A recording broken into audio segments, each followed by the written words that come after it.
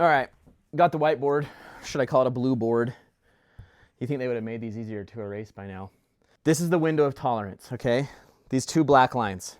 This is your boundary for hyper or high arousal and hypo, low arousal. This red line signifies the way that your nervous system goes up and down and activates and deactivates depending on what's happening to you in the current moment.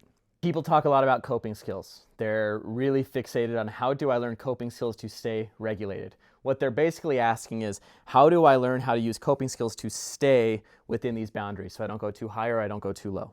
That's fine, but I want to suggest to you that if the management of your mental emotional health depends on you having the skills to stay within these two barriers, then your whole life just becomes a series of copes. And if all you're doing is try to cope to stay in this, then when do you actually live? Our nervous systems were made to pendulate and oscillate.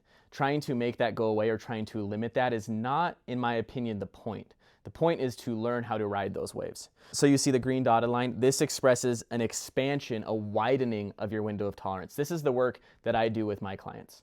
We're not focused on trying to stay within this boundary. We're focused on going outside of the boundary and expanding our capacity to be with whatever's coming. I find this to be a much more realistic, holistic, and sustainable approach. And there are many therapists or trauma experts who would say if you go outside the window of tolerance, you risk re-traumatization. That is true only if there is no relationship to rely upon.